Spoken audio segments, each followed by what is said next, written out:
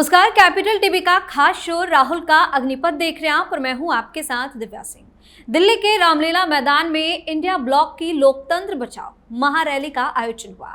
इस रैली में राहुल गांधी के साथ विपक्ष के कई बड़े नेता मौजूद रहे। इस मौके पर राहुल गांधी ने कहा कि ये बात आप याद रखिएगा कि यहाँ मैच फिक्सिंग की जा रही है। ये भाजपा के लोग कह रहे हैं कि इन चुनाव में कुछ न कुछ गड़बड़ है। चुनाव आयोग में अपने 2 लोग को लाया गया, हमारे 2 मुख्यमंत्रियों को जेल में डाल दिया गया। करना ही था तो 6 महीने पहले करते, 1 साल पहले करते। आपको हमारे अकाउंट फ्रीज करने थे तो 6 महीना पहले करते, लेकिन आपको ये भी अभी ही करना था ताकि मैच फिक्सिंग हो सके। मेरी बात गौर से सुनिए, अगर भाजपा जीती और उन्होंने संविधान को बदला तो इस पूरे देश में आग लगने जा रही है। ये देश नहीं बचेगा।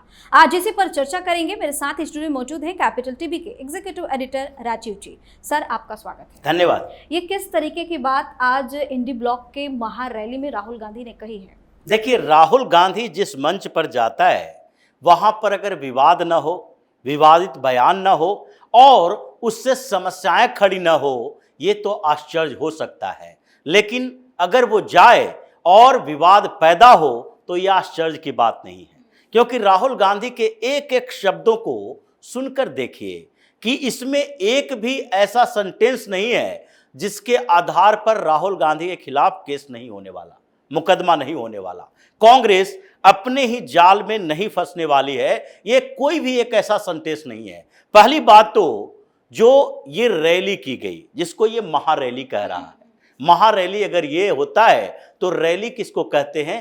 क्या किसी मोहल्ले में 10-20 लोगों के साथ खड़े होकर मंच शेयर करने को रैली कहते हैं? इसका नाम क्या दिया गया था? लोकतंत्र बचाओ। लोकतंत्र बचाने की बात तो राहुल गांधी पहले अमेरिका में करके आए, क्योंकि राहुल गांधी को लगता है कि देश में लोकतंत्र के ऊपर खतरा मंडरा रहा है। लेकिन खतरा मंडरा कैसे रहा है ये राहुल गांधी नहीं बताएगा। राहुल गांधी केवल ये बताएगा कि लोकतंत्र की हत्या हो रही है। अगर लोकतंत्र की हत्या हो रही है तो हिमाचल प्रदेश में सरकार बना के क्यों बैठे हो? वहां पर इस्तीफा दिलवाओ और सरकार को खत्म कर दो कि हम इस लोकतंत्र में भरोसा नहीं करते। तो फिर केंद्र की सरकार क्या, राज्यों का चुनाव भी नहीं लड़ेंगे? राज्य में अगर हमारी जीत होती है तो वहां हम अपनी सरकार नहीं बनाएंगे, क्योंकि ये तो गड़बड़ियों से जीत हुई है। तेलंगाना में सरकार मत बनाओ, कर्नाटक में सरकार को बर्खास्त कर दो, खत्म कर दो, एक के बाद एक इस्तीफे दो, जैसा कि आपातकाल के समय लोगों ने किया था। सड़क पर आए थे, बड़े बड़े नेताओं ने इस्तीफा दिया था, संसद में हंगामा चल रहा था और फिर एक एक नेताओं ने औकात दिखा दी थी कि लोग कैसे उनके साथ खड़े हैं। लेकिन अभी अगर लोकतंत्र पर सवाल उठाना है तो सबसे पहले जनता का समर्थन लेना होगा। तुम्हारे ये कहने से कि लोकतंत्र के ऊपर खतरा मंडरा रहा है, ये तो उन्हीं लोगों की भाषा है जो देश को कमजोर करने के लिए विदेशों में बैठकर षड्यंत्र करता है, कॉन्स्पिरेसी करता है। और राहुल गांधी उन्हीं लोगों में शामिल है, क्योंकि इन दिनों जितनी बार विदेशों में इसने यात्रा की, यही शब्द बार बार दोहराया कि लोकतंत्र खतरे में है। यहां तक बोल दिया, जो कि देशद्रोह का केस चल सकता है, कि डेमोक्रेसी के डिफेंडर को हिंदुस्तान में हस्तक्षेप करना चाहिए। और ये कौन है? यूरोप के देश हैं जो डेमोक्रेसी के डिफेंडर हैं, उसकी सुरक्षा में लगे हैं। अमेरिका उसकी सुरक्षा में लगा है और भारत में लोकतंत्र खतरे में है, इसलिए आप लोग यहां आकर हस्तक्षेप करो। अगर विदेशों से हस्तक्षेप हिंदुस्तान के डेमोक्रेटिक सिस्टम में होता है तो इसका मतलब है कि आप देश के साथ गद्दारी करने के लिए दूसरे देशों को उकसा रहे हो। ये गद्दार है और इसी गद्दारी की सजा अभी मिल रही है, आगे भी मिलने वाली है। दूसरी बात जो इसने कहा कि चुनाव में गड़बड़ियां होती है। चुनाव आयोग में 2 चुनाव आयुक्त को मोदी सरकार ने अपने लोगों को नियुक्त किया। इसके लिए तो सुप्रीम कोर्ट भी गए, सुप्रीम कोर्ट में सुनवाई हुई। तुम्हारे ही नेताओं ने सुप्रीम कोर्ट में याचिका दायर की थी। ऐसा नहीं है कि बाहर से आए थे, ये तुम्हारे ही नेता थे। और उन्हीं लोगों का एक और जो शैडो ऑर्गेनाइजेशन कहा जाता है वो है एडीआर, जिसने कांग्रेस का ठेका उठा के रखा है कि इन मामलों में सुप्रीम कोर्ट में वो पैरवी करने पहुंच जाएगा, याचिका दाखिल करेगा और उसके साथ खड़ा होगा प्रशांत भूषण, कपिल सिब्बल जैसा वकील जो सुप्रीम कोर्ट में सेटिंग करने के लिए जाना जाता है। इसकी और कोई भी औकात नहीं है। ये बड़े वकील सिर्फ इस आधार पर हैं कि ये सेटिंग बेहतर कर सकते हैं, दलाली बेहतर कर सकते हैं, चाहे पॉलिटिक्स में हो या फिर सुप्रीम कोर्ट के अंदर, क्योंकि जितने लोअर कोर्ट में ये लोग मुकदमा लड़ता है वहां तो इनकी स्थिति यही है कि ये कोई भी मुकदमा जीत नहीं पाया। जब सुप्रीम कोर्ट में जाता है तो वहां पर ये सेटिंग कर पाता है। और इसलिए कपिल सिब्बल के लिए तो ये फेमस हो चुका है कि जब उसके अनुकूल बेंच में इसका कोई मुकदमा नहीं जाता, चाहे वो बेल के एप्लीकेशन ही हो, तो वो वापस ले लेता है, जैसे केजरीवाल के मामले में भी हुआ। और राहुल गांधी ने एक चुनाव आयोग के ऊपर सवाल उठाया ऐसे समय में जबकि मॉडल कोड ऑफ कंडक्ट जारी हो चुका है, चुनाव होने वाला है और तुम एक संवैधानिक इकाई के ऊपर सवाल उठा रहे हो। यह दूसरी बड़ी मूर्खता है जिसने कोर्ट में और चुनाव आयोग को, दोनों को यह आधार दे दिया है कि राहुल गांधी के खिलाफ केस होना चाहिए। इसने बड़े विवाद को जन्म दिया है। तीसरी बात जो उसने कहा कि अभी चुनाव से पहले फिक्सिंग हो रही है, ये चुनाव आयोग में फिक्सिंग हो रही है, ईवीएम मशीन में फिक्सिंग हो रही है। ये ईवीएम मशीन में फिक्सिंग की बात जो करते हो, जो मैच फिक्सिंग की तरह के इसे उदाहरण के तौर पर दिए कि मोदी सरकार, ये जो भारतीय जनता पार्टी है 400 पार की बात करती है, ये 180 पार नहीं होगी। तो ये 180 पार अगर नहीं होगी और 400 पार करने के मतलब है कि ये ईवीएम के ऊपर सवाल उठाना शुरू कर दिया, इसका मतलब है कि चुनाव से पहले तुमने सरेंडर कर दिया। तुम पूरे कांग्रेस को बता दिए, विपक्षी गठबंधन को बता दिए, ये इंडिया ब्लॉक जो है, ये INDIA बना के रखा है, उसके सारे नेताओं को शर्मिंदा कर दिए कि हम तो चुनाव लड़ने से हमें कोई फायदा नहीं है, हम पहले ही सरेंडर करते हैं कि अब 400 पार तो होना है, अगर नहीं हुआ तो हमारी मेहनत, अगर हो गया तो इसके ऊपर सवाल उठाएंगे कि ईवीएम से गड़बड़ी के कारण ऐसा हुआ। इसलिए अभी से ही शुरुआत कर दी गई, अभी से शुरुआत किया है, इसने सरेंडर किया है। यानी चुनाव में जाकर ये कुछ नहीं कर सकते, केवल किसी और पर दोष मढ़ सकते हैं। ये इसकी तीसरी बड़ी गलती रही कि इसने पूरे इंडी अलायंस के नेताओं को शर्मिंदा कर दिया, सोनिया गांधी को फंसा दिया कि यहां पर कांग्रेस के अंदर सवाल उठते हैं कि क्या हम चुनाव से पहले ऐसे मुद्दे उठाएं, ऐसी बातें करें जिससे कि लोग पहले ही परेशान हो चुके हैं कि जब कोई हारता है ईवीएम पर सवाल उठाता है, जब जीतता है तो ईवीएम पर सवाल नहीं उठाता। क्योंकि ये चर्चा होती है कि हिमाचल प्रदेश में तुम्हारी सरकार बनती है, तुमने क्यों नहीं उठाया ईवीएम पर सवाल? कर्नाटक में तुम्हारी जीत होती है, तुमने ईवीएम पर सवाल क्यों नहीं उठाया? उस समय भी कहते हैं कि हमारी जीत नहीं है, ये ईवीएम में गड़बड़ी करके हमने ऐसा किया।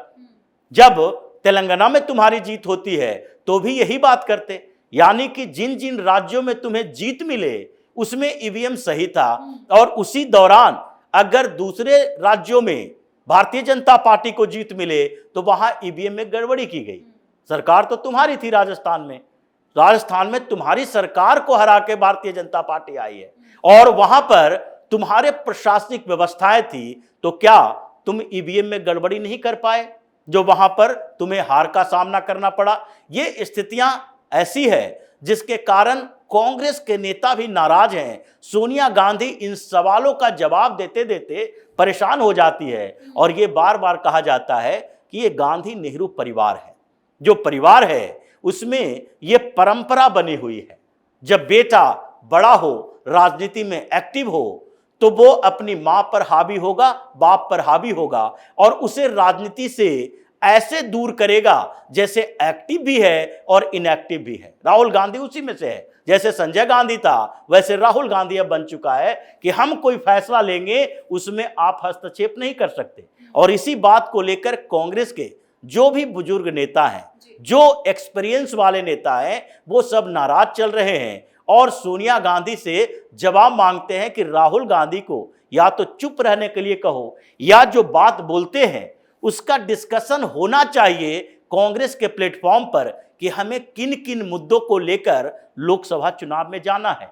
आप ये नहीं कर सकते कि आप मंच पर गए और ऐसी उटपटांग बातें बोल दिए जिसके कारण कांग्रेस के प्रवक्ताओं को टीवी पर जवाब देने में असहज महसूस हो, या फिर हमें राजनीतिक मंच पर जवाब ढूंढना पड़े कि अब आगे हम क्या करें। इसी तरीके से जो इसने मुख्यमंत्रियों की गिरफ्तारी की बात की, ये चौथी बड़ी गलती है राहुल गांधी की, जिसने कहा कि इन दोनों मुख्यमंत्रियों की जो गिरफ्तारी हुई है पहले क्यों नहीं हुई। पहले नहीं हुई क्योंकि तुमने पहले करने नहीं दिया। अगर पहले होता तो भी यही बात कहते। जो दोनों मुख्यमंत्रियों की बात है, अगर अरविंद केजरीवाल की बात करें, अरविंद केजरीवाल को समन अक्टूबर से जा रहा था, ये तो चुनाव के समय की बात नहीं थी। अगर अक्टूबर में समन जाने के बाद अरविंद केजरीवाल कोऑपरेट करता और वहां पर इससे पूछताछ होती, ईडी को सबूत मिलते, उसके बाद हिरासत में उस समय भी लिया जा सकता था। तुम तो कानूनी दांव पेच में ईडी को उलझाने की कोशिश किए, सरकार को धोखा देने की कोशिश किए, लोगों को भ्रमित करने की कोशिश किए। तो जब कोई और उपाय नहीं बचा तो ईडी ने कोर्ट का शरण लिया। कोर्ट से ईडी को जो संकेत मिले कि अब समन को इलीगल नहीं कर सकते और समन पर कार्रवाई या तो उसके घर में घुसकर होगी या तो वो कोऑपरेट करने के लिए तैयार हो, तो उसके बाद ही ईडी ने हिरासत में लिया। मतलब केजरीवाल की तरह हेमंत सोरेन की बात है, 10-10 समन एक महीने में नहीं गए थे। ये घोटाला एक महीने पहले का नहीं है, इसमें एक एक करके लोगों को पकड़ा जाता है। और करप्शन में इन राजनीतिक पार्टी के नेताओं और ये जो बड़े पद पर बैठे हुए मुख्यमंत्री मंत्री हैं, ये लोग कभी भी ये नहीं सोचते कि हम अपने लिए कोई मुश्किल खड़ी करें, इसीलिए एक लेयर बनाया जाता है। जैसे अरविंद केजरीवाल ने बनाया, अरविंद केजरीवाल ने सीधे तौर पर उसमें इन्वॉल्वमेंट नहीं रखी। उसने मनीष सिसोदिया का एक लेयर बनाया, एक्साइज मिनिस्टर था। मनीष सिसोदिया ने क्या किया, एक मीडिएटर बहाल किया, वो विजय नायर था। उसके बाद विजय नायर ने क्या किया, साउथ लॉबी तैयार की, उसमें अभिषेक बोइनपल्ली के आगे रखा। यानी कि एक एक लेयर को देखेंगे तो 5 लेयर को तोड़ना और वहां तक पहुंचना ईडी के लिए इतना आसान नहीं होता, सीबीआई के लिए इतना आसान नहीं होता, उसमें वक्त लगता है। हेमंत सोरेन के भी यही कहानी है, क्योंकि उसने प्रेम प्रकाश को सामने किया, उसके नीचे ये बच्चू यादव जैसा लोग था जिसने इसके लिए सारे स्टोन माइंस करने वाले, क्रेशर मशीन रखने वाले लोगों को धमकियां दी और वहां से वसूली किया, फिर पट्टे लिए और उसके बाद कई लेयर से होता हुआ उस तक पहुंचता है ये ब्लैक मनी। तो ये जो दोनों मुख्यमंत्रियों की बात किया है, इसने साबित कर दिया कि जो करप्शन में लिप्त लोग हैं, जो ये चोर लुटेरों का गैंग रामलीला मैदान की इस रैली के मंच पर बैठा हुआ था, एक एक लोगों का हिसाब है। ये सारे चोरों का गैंग इकट्ठा इसलिए हुआ है कि हमें गिरफ्तार न किया जाए। अभी हम दबाव बनाने की कोशिश कर रहे हैं। राहुल गांधी, सोनिया गांधी, प्रियंका वाड्रा, ये तीनों फंसे हुए हैं। जमीन सौदेबाजी में प्रियंका वाड्रा, रॉबर्ट वाड्रा फंसा हुआ है, ये हथियारों का दलालों के साथ उठना बैठना। उसके बाद सोनिया, राहुल गांधी, करप्शन। 1-2 करप्शन की बात नहीं है, उन सारे करप्शन में तो जो यूपीए 1, यूपीए 2 के समय में हुआ, ये लोग बच गए क्योंकि इसके पास कोई ऐसा पद नहीं था। सोनिया गांधी सुपर पीएम थी, लेकिन पीएम की कुर्सी पर नहीं बैठी थी, इसलिए इन लोगों को उसमें डायरेक्ट इन्वॉल्व नहीं हो पाई। और जो नेशनल हेराल्ड का मामला है, उसमें तो ये दोनों सीधे तौर पर जिम्मेदार हैं।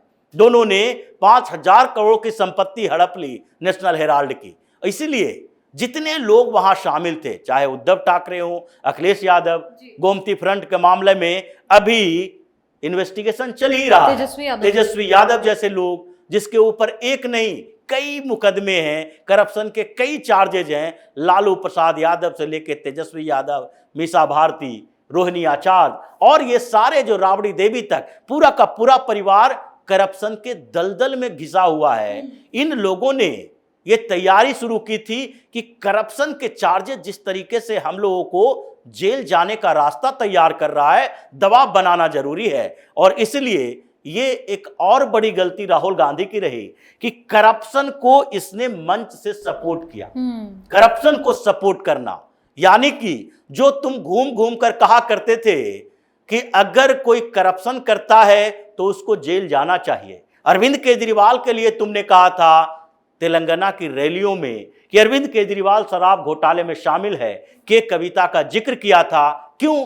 क्योंकि अरविंद केजरीवाल के साथ के कविता जो थी वो बीआरएस की थी और तुम्हें करप्शन किसका बताना था? बीआरएस का। करप्शन केसीआर का बताना था, के कविता का बताना था, उससे अरविंद केजरीवाल को जोड़ना था। तो वहां तो घूम घूम कर कह रहे थे केजरीवाल जेल जाएगा, यहां पर तुम करप्शन को लीगलाइज करने की कोशिश कर रहे हो। ये कांग्रेस के सारे नेता इस मामले में भी सवाल कर रहे हैं। ये कौन सी मूर्खता है कि हम वहां पर जाते हैं, अपनी बात न करके दूसरे की बात करते हैं, और फिर जिसके लिए हम लड़ रहे हैं, जो एक बड़ा मुद्दा लोगों के लिए हो सकता है, उसमें राहुल गांधी को यह तो बोलना चाहिए कि करप्शन में जेल जाना और उसके बाद कोर्ट का फैसला आना, ये दोनों अलग अलग स्थितियां हैं। अगर कोर्ट किसी को आरोपी के साथ साथ अगर उसे दोषी बनाती है तो उसके बाद उसको जेल में रहना चाहिए। लेकिन सिस्टम के खिलाफ हम लड़ रहे हैं, सरकार के खिलाफ लड़ रहे हैं, लेकिन तुमने तो करप्शन को ही लीगलाइज करने की कोशिश की। तो ये सारे के सारे मामले राहुल गांधी ने जो उठाया, ये लोकतंत्र की बात, करप्शन को अपने आधार पर डिफाइन करना या फिर सरकार को तानाशाही बताना, ये सारे के सारे ऐसी बड़ी गलतियां हैं जिसके आधार पर इसके लिए तो एक रास्ता अपनाया गया ही है।